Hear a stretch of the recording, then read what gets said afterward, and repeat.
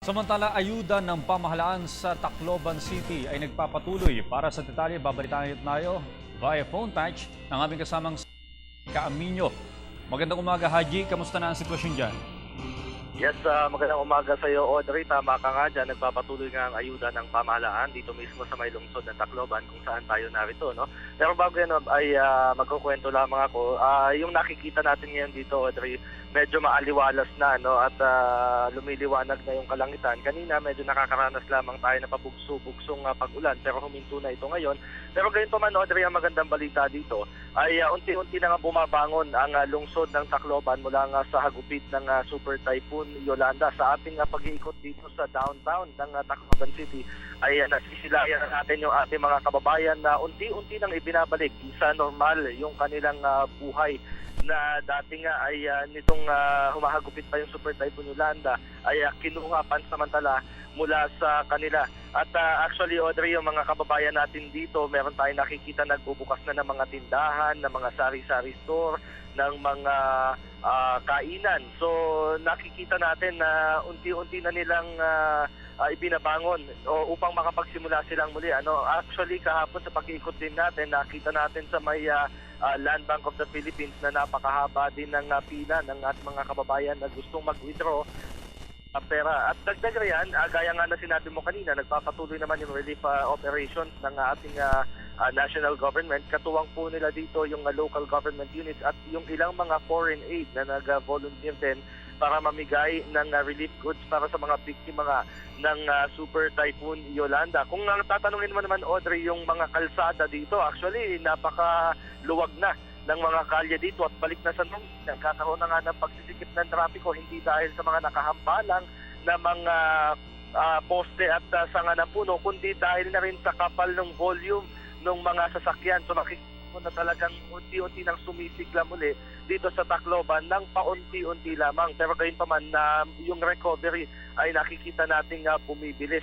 At samantala, gaya nga ng nabanggit ko, yung Department of Public Works and Highways naman po ay patuloy din yung isinasagawang clearing operations sa mga national highways, sa mga tulay at maging yung mga eskinita lamang dito sa may Tacloban City. Nakapanayam natin kagabi itong si District Engineer Maya Hunya at sinabi niyang si District Engineer Maya Hunya po ay mula sa Southern Leyte, pero gayon pa man ay tinutulungan na rin nila yung mga district engineers at yung DPWH dito sa may Tacloban City ng yung clearing operations na isinasagawa dito. Hindi lang ang DPWH ang narito ngayon, kundi narito din po ang Metropolitan Manila Development Authority Metro Parkway Clearing Group o MCPG, at narito din po yung ilang mga volunteers mula pa o galing pa Maynila na nakausap din natin, at ilan po sila sa mga contractors lamang na sinabi sa atin ay naawa nga daw sila sa mga residente at maging dito sa lungsod, kung kaya naman ay tumulong na rin sila nang sa gayon ay maibalik na sa normal ang sitwasyon dito, lalong-lalo na sa mga kalsada na yung dinadaanan ng mga sasakyan na papasok ng Tacloban at maging yung mga patungo din sa bahagi ng Southern Leyte, particular na dyan sa may Ormoc City. At samantala, gaya nga ng nabanggit ko kanina, ay tuloy-tuloy pa din yung relief, yung isinasagawa ditong mga paglilinis, maging yung mga kababayan natin dito nag-uumpisa na din maglinis, at namataan din natin na may mga nagkukumpuni na din ng mga nasira nilang bahay at sinisimulan na nilang bumangon mula nga sa mapait na naranasan sa kamay ng Super Typhoon Yolanda. So mamaya ina-expect natin also na magkakaroon na naman ng isang press briefing. Actually, this is a daily ay sinasagawa ng national government sa pangunguna ni DILG Secretary Mar Rojas. So yan po muna ang latest mula pa din dito sa lungsod ng Tacloban sa lalawigan ng Leyte. Haji? Kasama ko. Yes, Sir Audrey. Isang katanungan lamang, dahil ang lagi nating nakikita o namomonitor sa mga reports na mula sa inyo dyan sa may Tacloban, yung sitwasyon tuwing umaga o may liwanag. Alam naman natin na wala pang kuryente. Haji, ano yung nasaksihan mo tuwing gabi dyan sa may Tacloban City? Yes. Alam mo, Audrey, madilim pa sa malaking bahagi ng Tacloban City dahil sa ngayon nga hindi pa din naibabalik yung kuryente. Pero gayon pa man, meron ng mga bahay at meron ng mga establishments na merong generator dito. Kaya naman kahit paano ay nagkakaroon na ng liwanag sa gabi. Pero gayon pa man sa pagsusuyod natin sa ilang mga kalye ay nananatili pa rin blackout at wala pa rin linya ng kuryente dito. Pero gayon pa man, bagamat madilim pa, meron tayong mga security forces na nakaantabay dito, Audrey. May mga checkpoint sila sa bawat access point. Sa gayon ay ma-maintain yung security dito, bagamat medyo may kadiliman pa nga. Pero meron ng mga, gaya na sinabi ko, merong mga establishment, may mga bahay na gumagamit ng generator. At inaasahan natin kasi tuloy-tuloy pa yung pagsisikap ng ating pamahalaan na maibalik na yung linya ng kuryente sa most parts of the province of Leyte, Audrey. Haji, magandang Yes, umaga sa iyo, si Percy nito. Haj, doon sa Yes, Ormoc City kasi, may mga ilan nang natatala na may mga krimen na doon tuwing gabi. Diyan ba sa Tacloban? Kamusta diyan? May mga kriminal na ba diyan na naglilipana sa bawat paligid na kinakaalarma ng lokal na pamahalaan?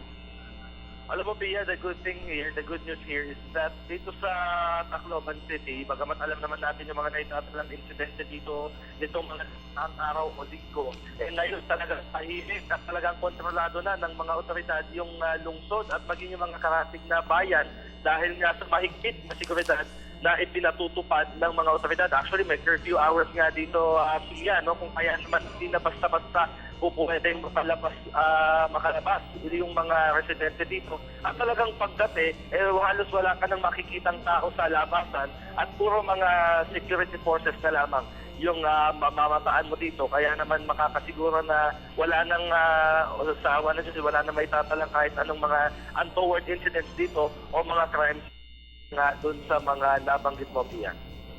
Haj, dahil ikaw na rin ang nandyan sa iyong tingin, na ilang porsyento o ilang porsyento pa ang kailangan para mapunta tayo sa rehabilitation process. Ngayon kasi nasa recovery tayo sa iyong estimated, ilang porsyento pa ang kailangan o nasa ilang porsyento na kayo dyan ngayon? Okay.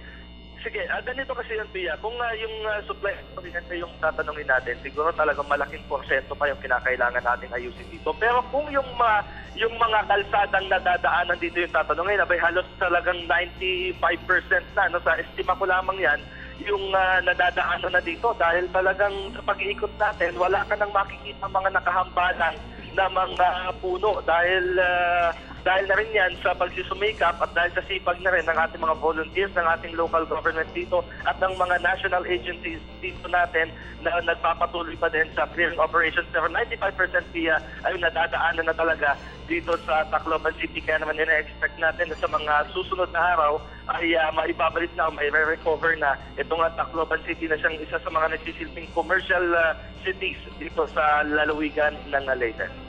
Okay, Haji, kanina na banggit mo yung tungkol sa mga ATM machine bank, ano?